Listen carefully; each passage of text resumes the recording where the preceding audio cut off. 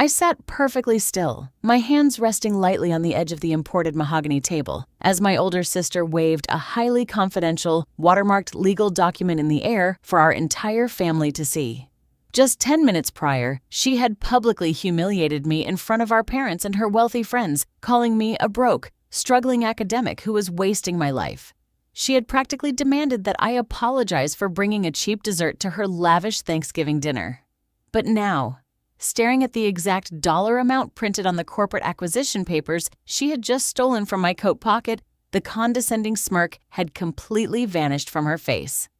My entire family surrounded me. Their mockery had instantly dissolved into a desperate, sickening greed. They insisted that I hand the money over to my sister because she deserved it more to maintain her luxury lifestyle. They expected me to shrink down, accept my place at the bottom of the family hierarchy, and surrender exactly like I always did. I stayed completely silent. Then, I took a slow sip of my sparkling water, looked my arrogant brother-in-law dead in the eye, and delivered a reality check that left every single one of them absolutely speechless. My name is Arthur. I am 32 years old, and this is the story of how I used cold, calculated data to completely dismantle the toxic illusion my family called a life. Before I tell you exactly how I left them bankrupt and terrified by the end of dessert, let me know where you are watching from in the comments below. Hit that like button and subscribe if you have ever had to remind an entitled family member that silence is not weakness. It is preparation. Growing up, the dynamic in our household was aggressively clear. My older sister Caroline was the undeniable golden child. She was obsessed with appearances, social climbing, and projecting an image of flawless wealth. My parents, who valued country club status above actual character, praised her relentlessly. I, on the other hand, was the family disappointment. I didn't care about designer clothes or leasing cars I couldn't afford. I was an academic. I spent my days as a university lecturer teaching undergraduate courses in psychology, behavioral neuroscience, and applied psychology. To my parents and my sister, teaching was a cute hobby, not a real career. They constantly reminded me that my modest university salary was an embarrassment to the family name. When Caroline married Richard, a loud, flashy corporate wealth manager who wore counterfeit Rolexes and spoke entirely in empty finance buzzwords, my parents treated him like royalty. Richard loved nothing more than to belittle my profession. At every family gathering, he would ask me if I was still playing with students and grading papers before boasting about his latest supposed six-figure investment deal. What none of them knew, what I deliberately chose never to tell them, was what I was doing outside of the lecture hall. While Caroline was maxing out credit cards to buy imported handbags, I was quietly completing my MPhil coursework in animal nutrition. I had combined my deep understanding of biochemical mechanics with advanced quantitative data analysis. I spent my late nights running confirmatory factor analyses in Amos and managing massive data sets in SPSS and SmartPLS. Over 3 years of silent, grueling research, I developed a revolutionary avian feed additive. By utilizing specific enzyme technologies, glucose oxidase, and myoinositol, I created a formula that drastically improved poultry intestinal health and feed efficiency. It was highly technical, deeply unglamorous work. My sister would have laughed in my face if I told her I was studying chicken feed, but the global agricultural sector didn't laugh. They saw a formula that would save them hundreds of millions of dollars. Just 3 weeks before Thanksgiving, an international conglomerate purchased the exclusive rights and patents to my biochemical formula. The buyout was entirely in cash. $15 million wired directly into an ironclad corporate trust with my name on it.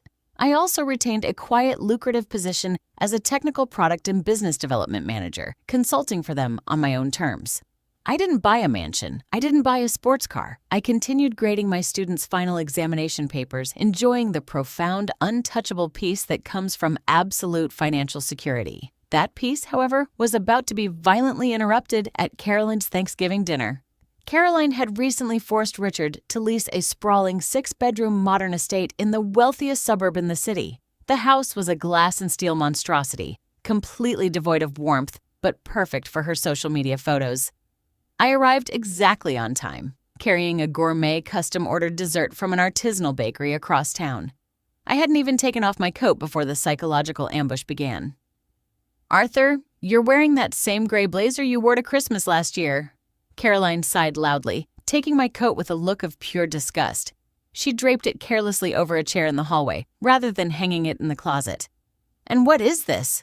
she asked, eyeing the bakery box in my hands. "I told everyone we were doing an upscale organic-only menu tonight. I can't put some local bakery pastry next to the imported truffles Richard ordered. Just leave it in the kitchen out of sight." I didn't argue.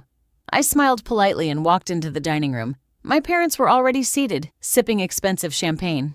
Richard was standing at the head of the table, holding court with a few extended relatives, loudly bragging about his investment portfolio. As soon as Richard saw me, his eyes lit up with predatory glee. He loved having an audience when he demeaned me. "Arthur, still surviving on that academic lecturer salary?" Richard boomed, clapping me condescendingly on the shoulder. "I was just telling your father about my new venture capital fund. We're moving millions. If you ever want to quit playing in the dirt with your little research papers and make some real adult money, let me know. I might have an entry-level data entry job for you." My mother laughed, a sharp tinkling sound. "Oh, Richard, don't tease him. Arthur doesn't have the temperament for the corporate world. He's too soft. He likes his quiet little university bubble." I took my seat quietly. I knew the psychology of these people inside and out. My academic research specifically focused on the relationships between self-conceptual traits, materialism, and compulsive buying behavior. I didn't just endure my family's insults, I observed them clinically. Caroline and Richard were textbook cases of narcissistic overcompensation. The louder they bragged about their wealth, the more desperate they actually were. Dinner was an agonizing 2-hour marathon of Caroline boasting about her interior designer and Richard name-dropping fake corporate executives. I ate my food in silence, perfectly content to let them perform. But then, the atmosphere in the room violently fractured. Caroline had excused herself to the hallway to find her phone. She was gone for an unusually long time. When she returned to the dining room, she wasn't holding her phone. Her face was completely drained of color, her eyes wide with a frantic, uncomprehending shock.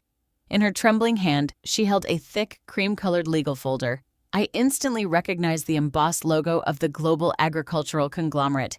She had dug through the inner pockets of my gray blazer. "What is this?" Caroline asked, her voice breathless and entirely stripped of its usual haughty confidence. The entire table fell dead silent. Richard stopped mid-sentence. My parents turned in their chairs. Caroline didn't wait for my answer. She slammed the folder onto the center of the dining table, right next to the crystal wine decanter. She flipped it open to the final signature page. "I went into your coat to get your car keys to move your vehicle," Caroline stammered, frantically trying to justify her blatant invasion of privacy. "And I found this. Arthur, what does this mean? This says you sold a patent. It says they wired $15 million to you on the 4th of November. My mother let out a loud, sharp gasp, her hand flying to her chest. Richard physically stumbled backward, knocking into the sideboard, his eyes locked onto the bold black ink on the legal document. I didn't panic. I didn't scramble to snatch the papers away. I simply picked up my cloth napkin, dabbed the corner of my mouth, and set it down.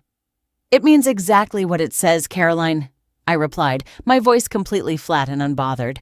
"I developed a biochemical enzyme technology for avian nutrition. A company bought it. It's a private corporate transaction, and you are holding my private property." For 5 agonizing seconds, no one dared to breathe. They stared at the broke, disappointing academic who was sitting at their table with $15 million of liquid cash to his name. And then, the absolute toxicity of my family reared its ugly head. The shock didn't turn into congratulations. It didn't turn into pride. It instantly metastasized into rabid, unadulterated greed. Richard was the first to recover. The condescending mockery completely vanished from his face, replaced by a desperate, hungry sales pitch. He practically lunged forward, placing both hands flat on the table. "Arthur, my man, let's take a breath here," Richard said, his voice dripping with sudden, nauseating affection. "This is incredible, but you're an academic. You don't understand how to manage this level of capital. If you let that sit in a standard corporate trust, inflation is going to eat you alive. You need to wire at least $5 million into my venture capital fund by Monday. We can leverage that cash to stabilize my current portfolio, and I'll make you a silent partner. It's about keeping generational wealth inside the family ecosystem." Before I could even process the sheer audacity of Richard demanding $5 million, Caroline stepped right into my personal space. "He's right, Arthur. she demanded, her voice thick with absolute entitlement. "You owe us for keeping this a secret, and quite frankly, Richard and I are suffocating under the maintenance costs of this estate. You're single. You live in a tiny apartment. You don't even care about luxury. It is only fair that you pay off the mortgage on this house. I'm your older sister, and I deserve this money far more than you do to maintain my brand." My mother immediately chimed in, perfectly completing the unholy trinity of manipulation. "Arthur, you have to help your sister," she pleaded, her voice trembling with theatrical distress. "You know how stressed she gets. It's your family duty. You can't just hoard a fortune while your sister struggles." I looked at the three of them. 10 minutes ago, I was a failure whose food wasn't good enough to be seen in their kitchen. Now I was their personal ATM, their savior, and their quickest ticket out of the financial graves they had dug for themselves. I felt a cold, sharp focus lock into place inside my mind. I didn't yell. I didn't defend my work. I just let out a low, steady laugh that echoed off the glass walls of the dining room. "Family duty?" I asked, keeping my voice dangerously quiet. "Let's talk about family duty. Let's talk about the reality of your flawless lifestyle, Caroline." Caroline flinched, stepping back slightly as she saw the sheer, unyielding titanium in my eyes. I turned my gaze entirely onto Richard, who was sweating profusely under his designer collar. "You want $5 million for your venture capital fund, Richard? The same fund that you claimed was moving millions?" I stood up slowly, taking absolute command of the room. I am proficient in advanced quantitative data analysis. I build structural equation models for a living. Do you really think I didn't run a deep dive into the public financial filings of your so-called elite firm just out of sheer curiosity? Richard's face went perfectly, sickly white. "Your firm is entirely insolvent, Richard," I stated, my words cutting through the air like a scalpel. "You haven't closed a successful investment round in 14 months. You leveraged your clients' assets on highly volatile speculative markets, and you lost everything. You are currently facing 2 separate SEC investigations for misappropriation of funds. You don't want to make me a silent partner. You want my cash to pay off the furious creditors who are threatening to freeze your accounts and send you to federal prison." My mother gasped, looking at Richard in pure horror. Caroline stared at her husband, her mouth hanging open. "Richard, is that true?" she whispered. Richard couldn't speak. He backed away, his hands trembling, entirely unable to maintain eye contact with his wife. I didn't let them recover. I turned to my sister. "And you, Caroline? You want me to pay off the mortgage on this house? The house you lease?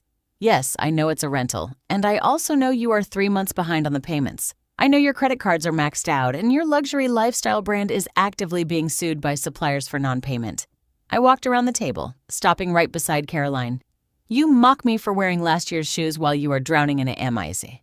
I walked around the table, stopping right beside Caroline. "You mock me for wearing last year's shoes while you are drowning in $1 million of toxic debt, desperately trying to project an image of black excellence to people who don't even care about you. You built your entire identity on being better than me, and the second you realized you were failing, you demanded the reward of my suffering to fix your own arrogant mistakes. You're a selfish monster!"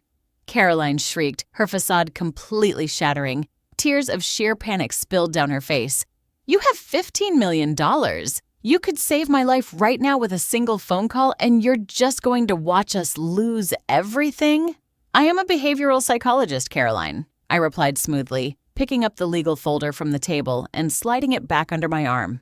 "My research clearly indicates that bailing out a compulsive narcissist only reinforces their destructive behavior.